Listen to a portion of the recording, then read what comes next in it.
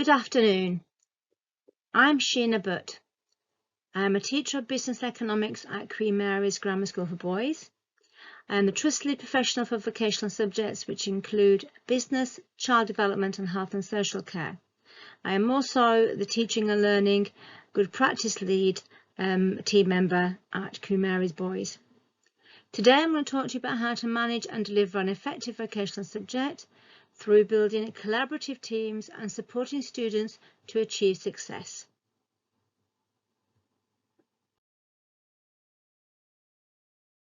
Today's session will focus on two areas. The first one will be focusing on staff, on how to get them on board in maintaining effective records and working as a team to share good practice. And then we will look at how we can engage students right from the beginning of the course and facilitate them to do effective and purposeful research for their written assignments and preparing them for external assessments through scaffolding and helping them to achieve effective exam skills that will lead to their success. The reason I chose these two areas is because they are very pertinent to the current teaching of vocational subjects. Management on and administration of the courses is paramount to maintaining a successful department. There is a huge amount of record keeping for each of the different exam boards, all of them requiring plenty of evidence to support the students' outcomes, and plenty of these have to be kept for a number of years and past the students' certification. And across the academy of 9 schools, we have a wide range of students with different abilities from different social economic backgrounds, and it's important that we do focus on their needs in order to help them achieve the success that they are potentially capable of.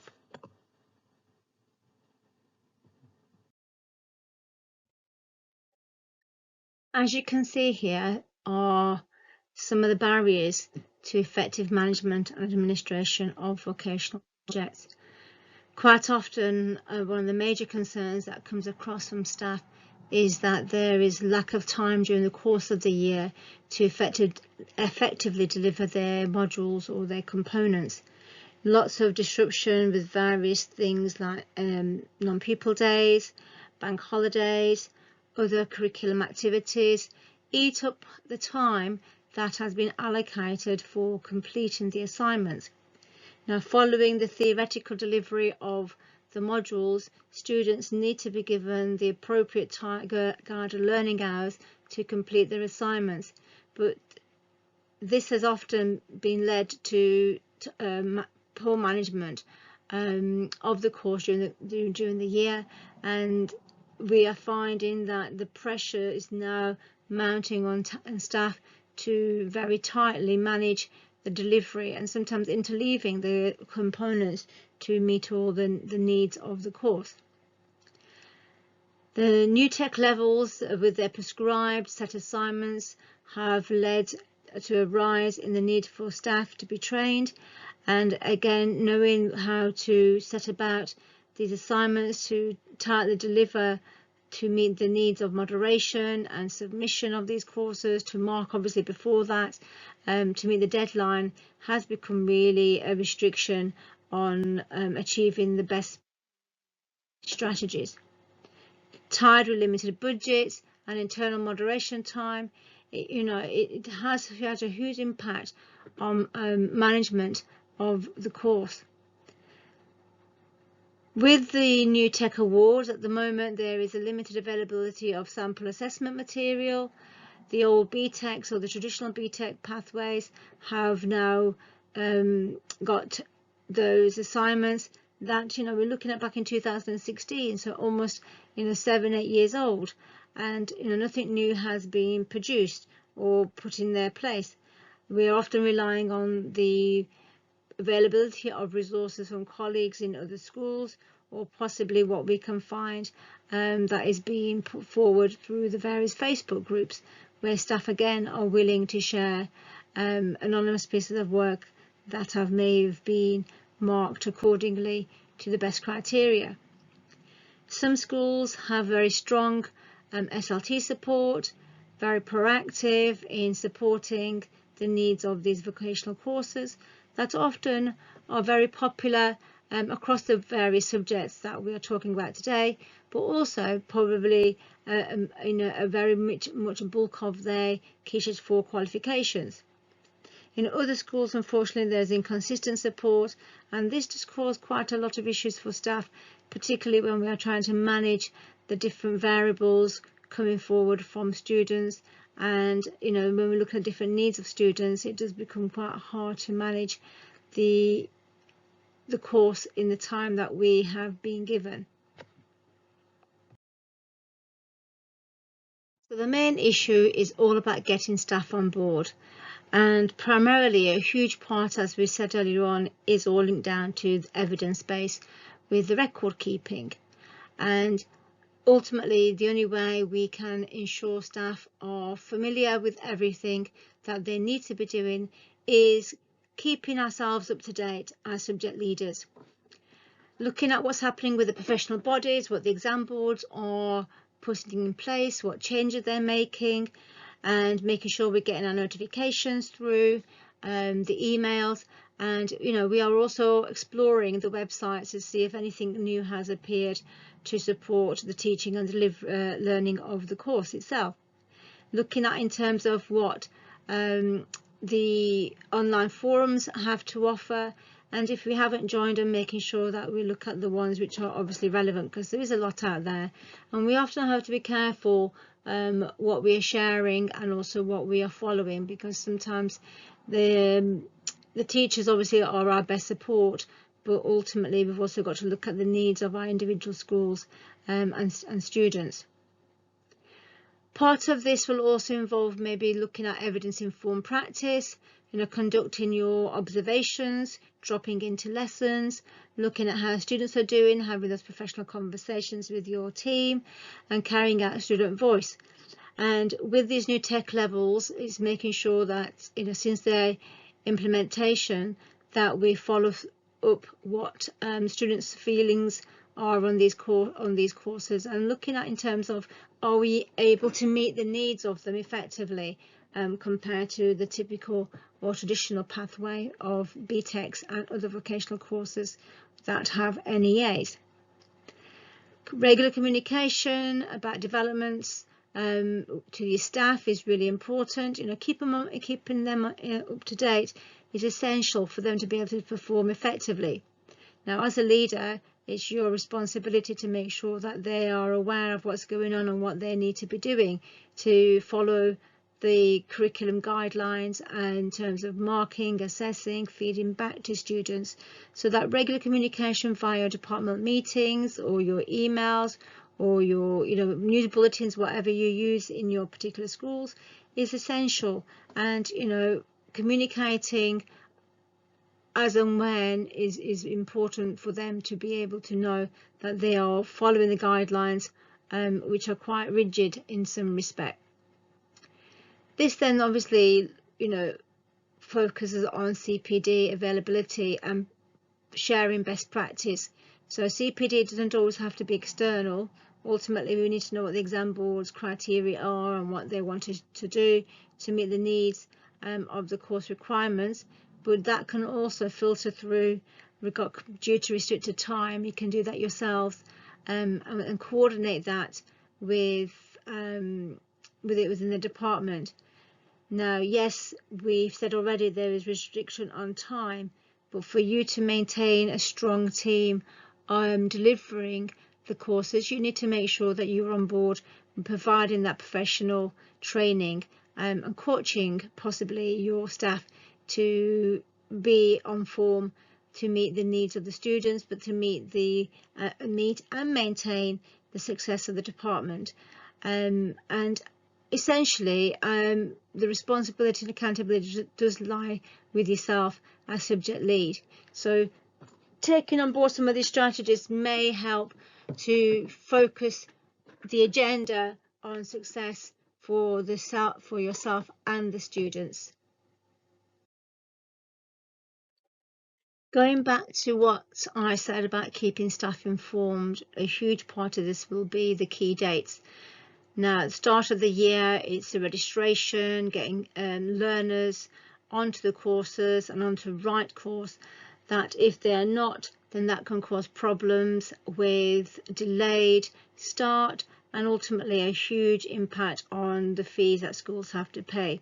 So, you've got to make sure that they are entered by the deadline that has been given, and that often is October. Your quality nominee should give you this information if you haven't been told already or not aware of this.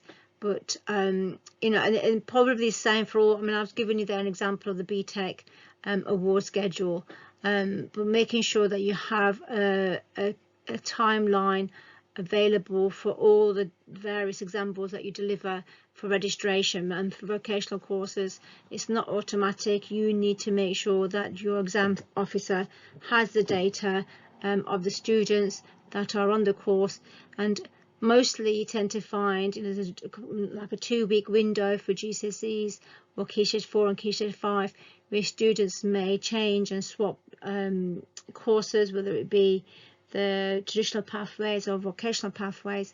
So once that has been established and the course has begun, students need to be registered in order to then be certified later on in the year, and also to have their coursework moderated, the assessments moderated in time for the various components. Here you've just got a little bit more of a guideline from the BTEC, a breakdown of the structures for the year from September to April and the various windows for the components and assessments, and obviously how much time is available for the delivery of the components, and also when they'll be releasing the assessments for the written exams. So knowing what's happening, when it's happening, is really important, because that will then influence your planning. These plans are really important. A huge part of the course is making sure that your assessment plans are effectively managed kind of backwards. So looking at the end dates and working back to how many days you have, and then allocating the various specialist staff who you might have allowed to deliver that particular element of the course. Maybe over the year they have become specialists in delivering it, so they know the criteria inside out. And sometimes that will change because staff turnover happens in schools. It's important that the staff are aware of all the different areas of the course, and not just the area that they teach, because ultimately everything interlinks, and knowing where one component fits in with another is vital for helping them to plan the completion of any written assessment, an internal marked piece of work, but also making sure that they're aware for any external exams. So your plans are really, really important, and again, your quality nominee should guide you through those on how to complete them. The template is on there on the website. Again, I've only just highlighted the BTEC one here, and you might use the same format or a similar format for the other exam boards. So the previous one was for the year, and this one obviously where you would have 2 years, and you would show how the continuation of the delivery appears over the 2 years. Sometimes you might find, depending on the time available, modules may end 1 year and start a new one the following year. But you sometimes might find that actually, due to various factors like we had when we had the COVID pandemic, some elements might not be completely delivered in 1 year and have to be continuing in the other year, in the following year. Again, it's important on dates, because these dates need to tally up with the dates on the student records sheet that goes in the front of the assignment. And again, this will allow you to make sure that you're allowing enough time for your moderate marking and internal moderation and IV. Feedback needs to be appropriately time managed, because again, there are guidelines that are provided by the exam boards of how many days students have for waiting for feedback, and then how many days they have for any resubmissions, plus the criteria for resubmitting any assignments that maybe they haven't met the full criteria. So putting these plans together is making sure that everybody in the team knows what is happening and who is responsible for each component. So it allows them to work together and know, just like yourself, in terms of helping to support you, it's making sure that that communication happens, and anything you update on these forms need to also be communicated to them as well. Here is an example of a scheme of work.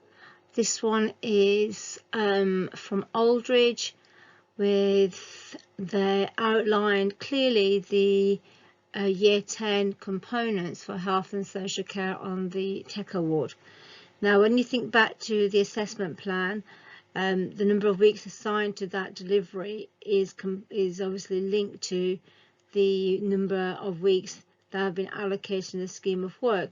But quite often we find, as I said earlier, things disrupt the school week, things happen that maybe you haven't accounted for on the school calendar, and they will impact on students being absent and not being able to access your support to complete their assessments or be ready for the external exam. So communication, keeping abreast of what's happening in the school, making sure that you're aware of what's happening in students' life, making sure that they are communicating with yourself.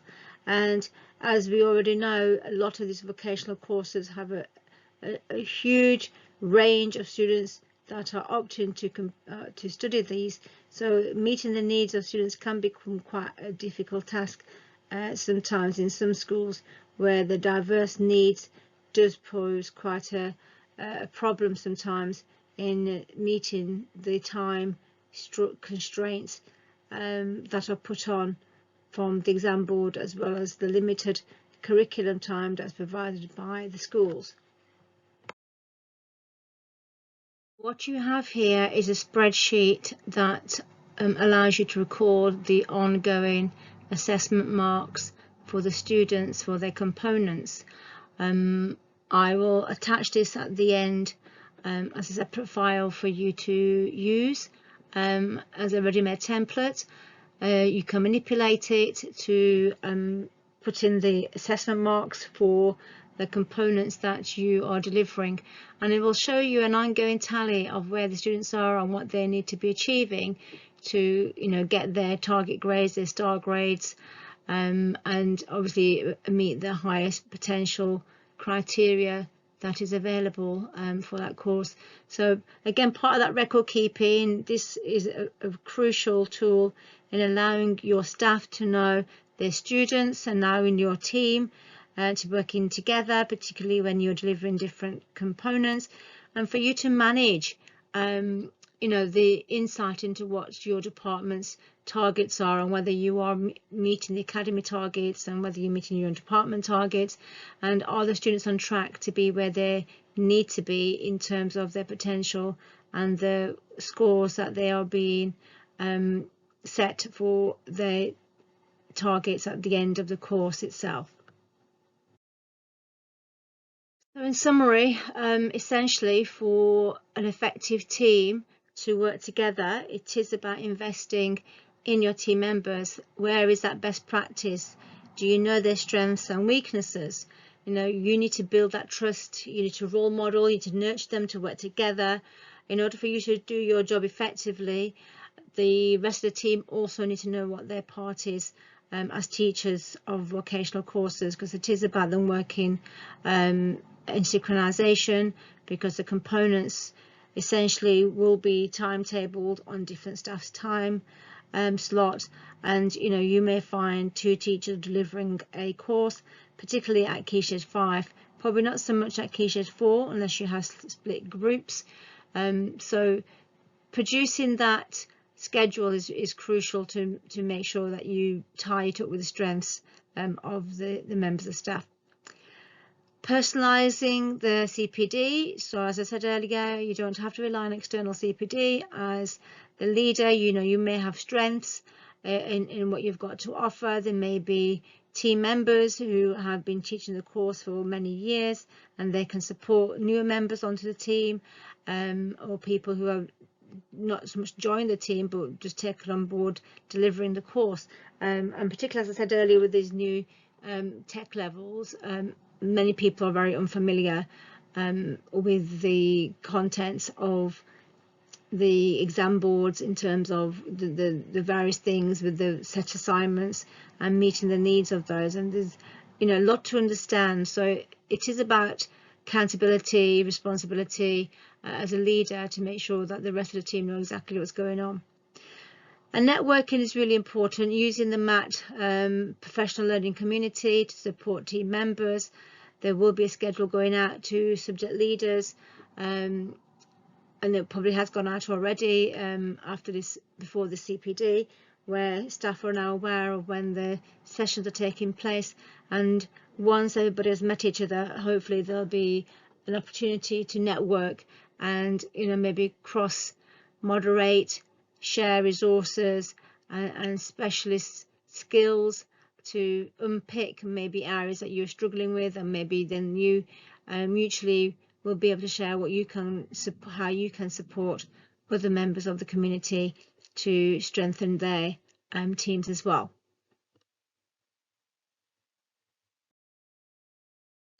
So here's a couple of quotes just to finish off on this particular section of the CPD.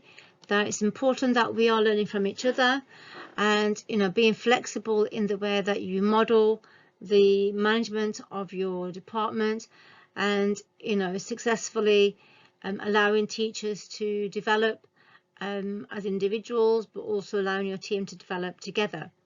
But no doubt there will be some, and hopefully not a lot, of barriers along the way, and sometimes personal barriers get in the way.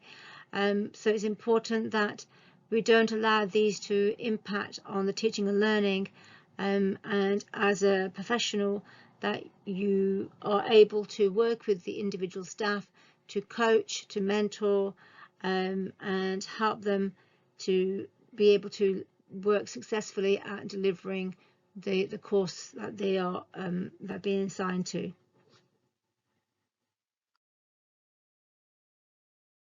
So it is clear success of a vocational subject leader comes from working with a team that is well supported, well guided and well managed, and having a flexible approach is crucial for supporting everybody in the team, from being ECT to your experienced colleagues who maybe at times through curriculum changes, timetable changes, specification changes may feel vulnerable. So it's important that any instructional coaching that you put in place leads them to become effective practitioners, and ultimately that will impact on the students' welfare and their ability to meet the needs of the course, and obviously the different learners that you have studying at your school. Some of the biggest challenges facing subject leaders of vocational courses is a diverse range of learners that are assigned or opting to study the various courses, from business, child development and health and social care. So it's important that we are meeting their needs, that we're looking at the cognitive load element, that these courses are quite stressful due to the time restriction of modules that need to be completed, to be moderated on time for resubmissions if they're required. And as I've already said earlier on, some of the new tech levels have very limited access to sample assessment material, and that can cause a problem in terms of trying to benchmark the distinction level work or the grade 9 level work against the other criteria. And going back with the previous element of ensuring high quality teaching and learning, so making sure the staff are on board, staff are up to date with their knowledge and awareness of what the course entitlement is really important regarding meeting the needs of the students. And often they will be met with resistance for a variety of reasons, which we will often come across, and that can ultimately impact sometimes on the effective management and meeting deadlines to get the course out on time for moderation and get students ready for assessments. So we'll look at some of the strategies we can put in place to help you monitor progress, but also help support students with the diverse needs that are present.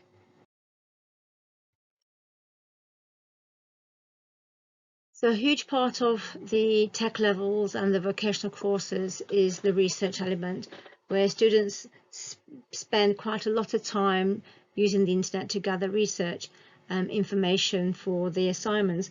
Now, it's important that that is honed into being effective and teaching students how to be very specific with their research, gathering the information, making sure that they're using keywords that are specific to the particular topic that they are writing about, and then getting them to form habits of bookmarking and writing references and footnotes from the information that they're gathering, and that can then be put into their written element of their assignments, so they are supporting and aware of things like plagiarism, because we don't want them copying and pasting. It's about them using the information to write an effective assignment, and setting boundaries of what they need to be looking for, and also reviewing the information they're getting for credibility, rather than just zooming through the websites, but being able to skim over their results to find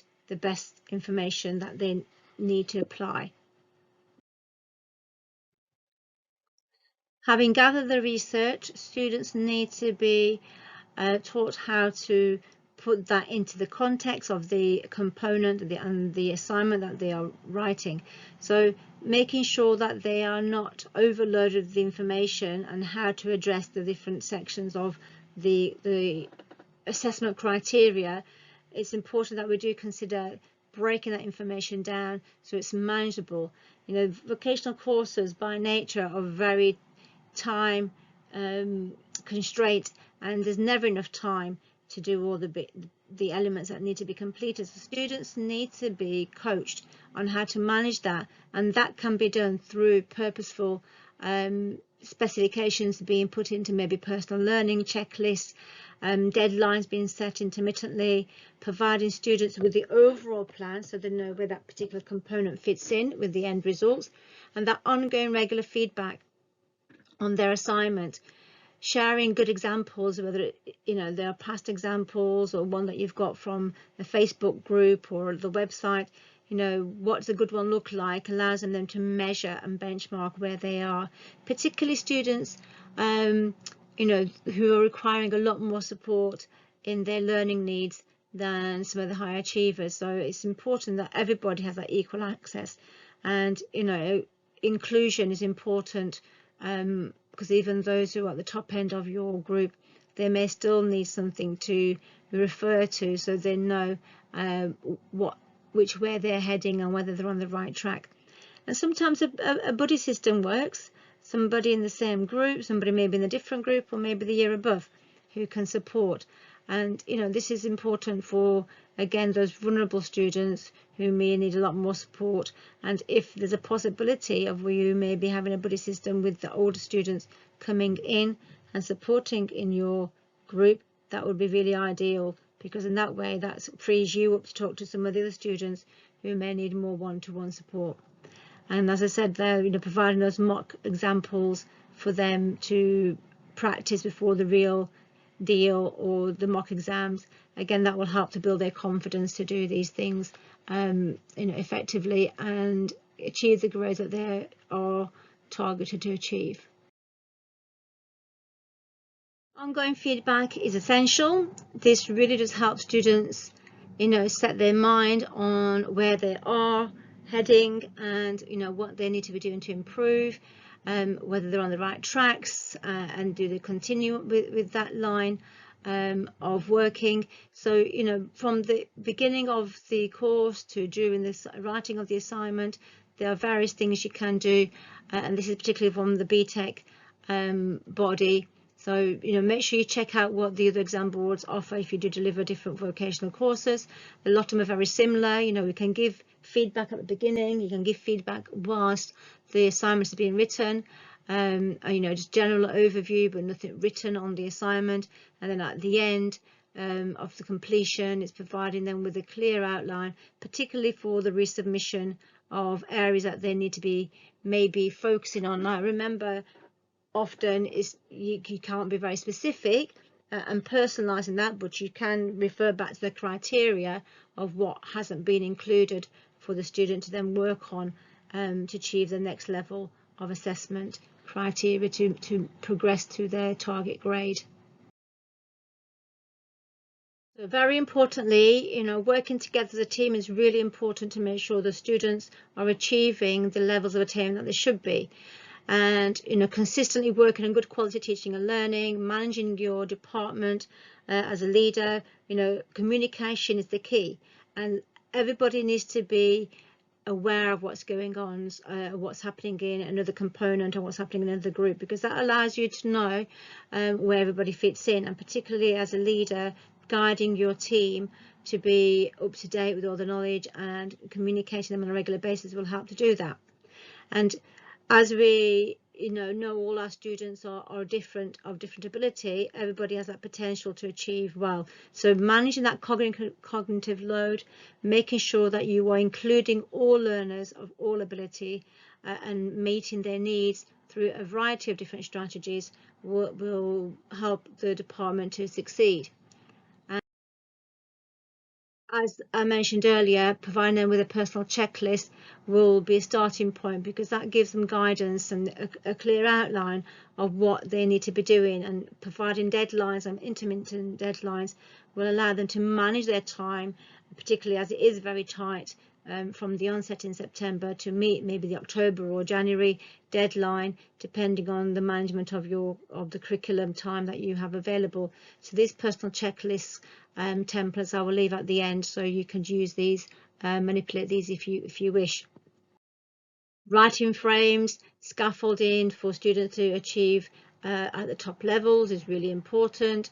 This is one again from the BTEC business elements, but all courses, as much as we are kind of advised not to from the exam board, students are particularly vulnerable at vulnerable level, will need a lot more guidance in meeting that criteria.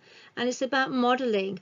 We're not writing the assignment for them. It's modelling, giving them tools to become effective learners, and essentially the scaffold that you put in place will help them to then meet the criteria of the course.